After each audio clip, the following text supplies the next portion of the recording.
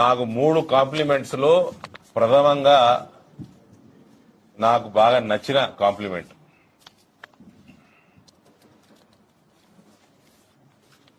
రెండోది కేంద్ర మంత్రి నేను మీ అందరి ఆశీర్వాదంతో ఇక్కడ భారతీయ జనతా పార్టీ ఎంపీగా ఎన్నికైనాక మనము ప్రయారిటీలో పసుపు యొక్క ఇష్యూస్ మీద గవర్నమెంట్ తో టేకప్ చేసి వివిధ కార్యక్రమాలు చేపట్టడం జరిగింది. దానికి ప్రతిరోజు ఢిల్లీలో ఉన్నప్పుడు ఆ మంత్రి గారి దగ్గరకు పోతా ఉంటాయి, అలా డిపార్ట్మెంట్లలో తిరుగుతూ ఉంటాయి. వివిధ మంత్రిత్వ శాఖలు, నేను మంత్రి గారి పేరు చెప్పాను, ఆయన నాకు పర్సనల్ మెసేజ్ పంపించాడు. ఆయనని నేను ఎన్నిసార్లు కలిసినా, ఆయన ఎన్నిసార్లు సతాయించినా, ఏమేం చేయించుకున్నా ఆయనకు తెలుసు, ఆయన స్టాఫ్ అంతా తెలుసు. సో ఆయన ఒక వాట్సాప్ మెసేజ్లో నాకు వాళ్ళకి మళ్ళా హిందీ చాలా ఫ్లూయెంట్ గా వస్తుంది కదా,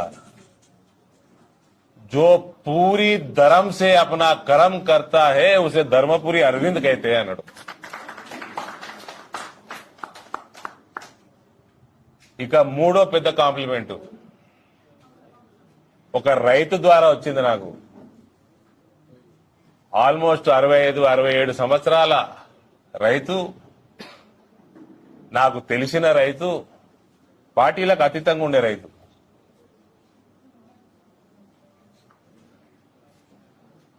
అరవింద్ గారు ఇవాళ రాజకీయ నాయకుల మీద మళ్ళా మాకు భరోసా ఏర్పడ్డది అని చెప్పడం.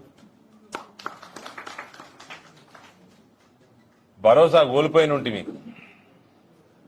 ఇవాళ మళ్ళా మాకు భరోసా కలిగింది అని ఆయన చెప్పడం జరిగింది.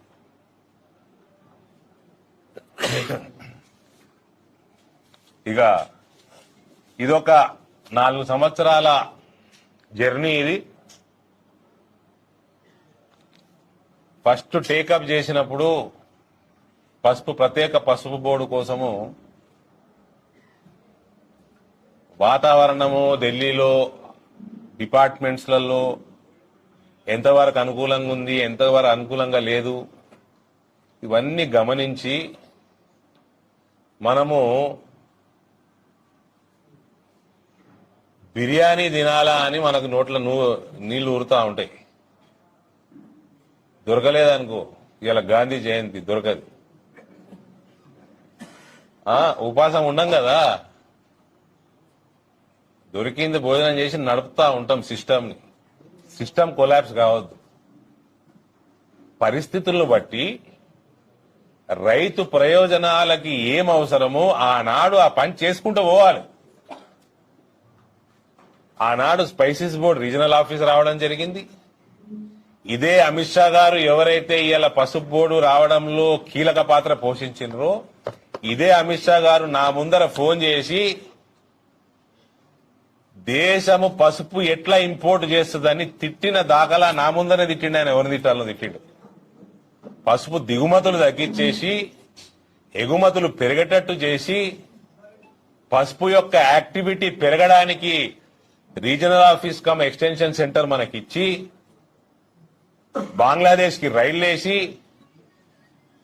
అనేక ఎక్స్పోర్టర్స్ యొక్క ట్రేడర్స్ యొక్క మీటింగ్ల ఫ్రీక్వెన్సీ పెంచుకుంటూ 30 కోట్ల బడ్జెట్ కేటాయించి పాలిషర్లు, బాయిలర్లు, టార్పాలిన్లు, ఇటు వివిధ ఏవైతే రైతులకు ఉపయోగపడతాయో ఇటువంటివి వాళ్ళకు అందజేసి ఎప్పుడు కూడా పని ఆపలే, సిస్టమ్ ని కొలాప్స్ కానియలే. మనం చేసే పనికి, రైతుల శ్రమకి, రైతుల అందరికి మంచి సమయం ఎట్లొచ్చిందంటే, మహమ్మారిలో మీరు కష్టపడి పండించే పసుపు యొక్క విలువ విదేశాలలో తెలిసింది. దానివల్ల ఎక్స్పోర్ట్స్ ఎంత పెరిగినాయి, దేశానికి ఆదాయం ఎంత పెరిగింది, ఇటువంటి అంశాలు కూడా ప్రతిసారి నాకు ఆపర్చునిటీ వచ్చినప్పుడు నేను ప్రధానమంత్రి గారికి, అమిత్ షా గారికి లేఖలు రాయడం జరిగింది. ఇదొక మంచి అవకాశం. మీరు యోగాని ప్రమోట్ చేస్తున్నారు, మన పసుపు కూడా మన కల్చరు మన రిలీజియన్ లో చాలా ఇంపార్టెంట్ యోగాలాగా దీన్ని మనము ఈ అవకాశం అందిపుచ్చుకొని మన ప్రమోషన్స్ ఇంకా చేసుకోవాలి అని అనేక మార్లు ఆయన కమ్యూనికేట్ చేయడం జరిగింది.